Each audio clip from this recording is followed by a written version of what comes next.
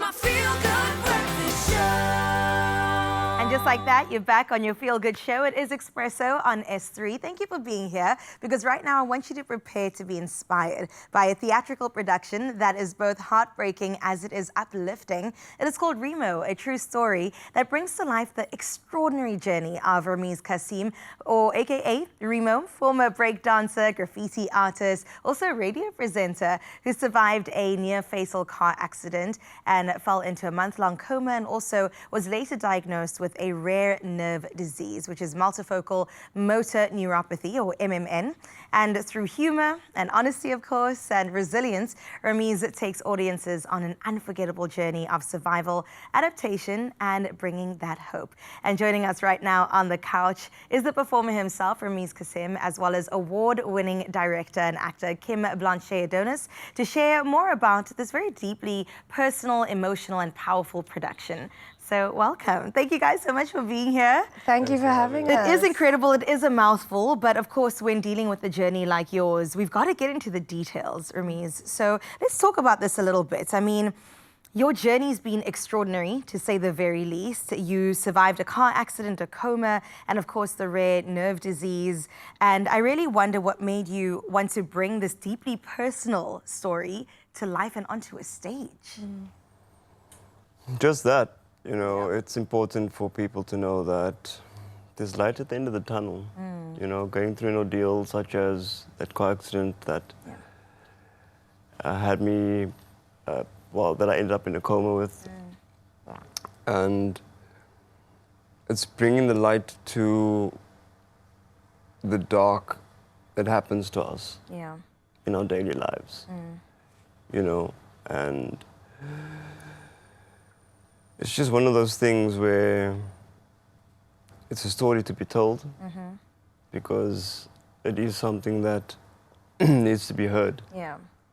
And I think that's the most important part of it. Yeah, and thank you for telling the story. I mean, it does take courage, it takes bravery for any artist to put their work out there. Now that it's so personal, it also is a whole new level of this. But I mean, even before we went live right now, we were joking and laughing because I was like, can I take you seriously? I don't know. You're cracking jokes with me with the deadpan face. And I wonder how you kind of brought together something that is this serious and deep, but also bringing in a bit of humor. As South Africans, that's kind of how we deal with things, isn't it? So how do you sort of balance those two together?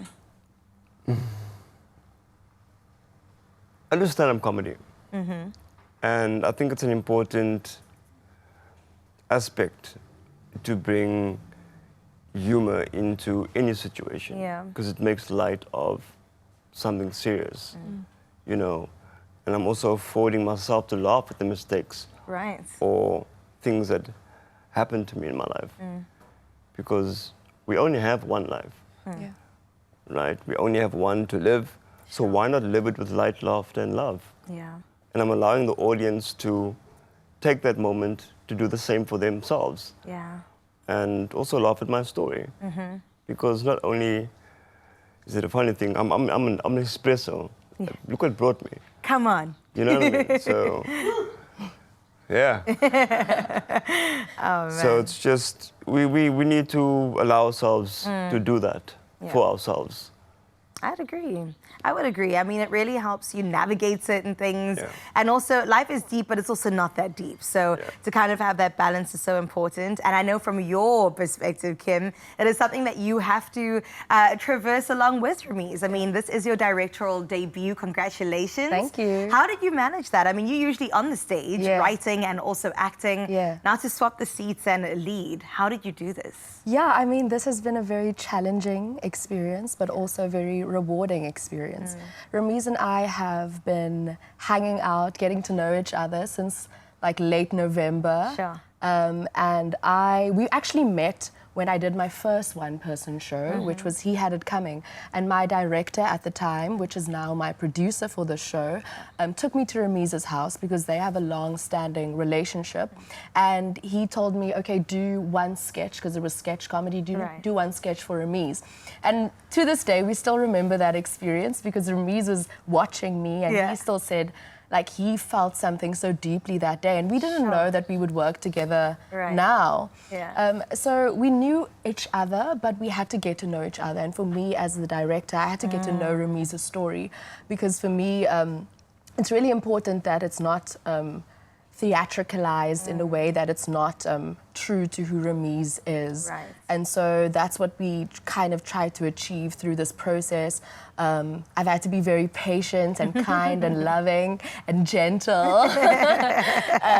But now it's real, you know, it's real. We have a show at the Baxter from the 18th to the 22nd. And yeah, we're doing this thing, yeah. Sure. Guys, you know that's this week, eh? Yeah, Like we're in it, like we're here now. We are here. How are we feeling? Are the nerves there? Are we excited? It's go. It's overwhelming. Yeah. You know, it's all of that. Sure.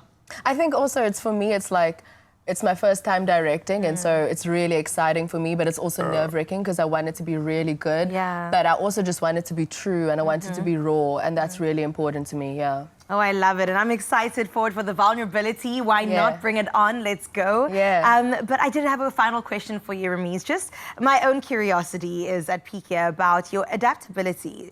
You have experience in radio presenting, breakdancing, graffiti, now on a stage, stand-up comedy.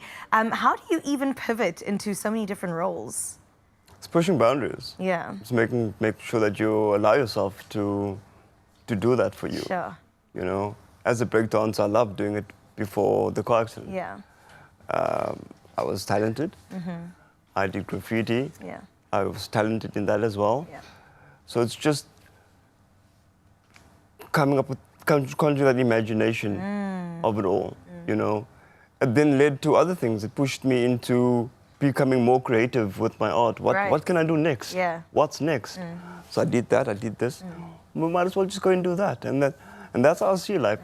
So I look at it head on, and I grab that opportunity. I love that. The limit doesn't exist. Yeah, We can fully. continue pushing those boundaries as a creative. That is so exciting to see.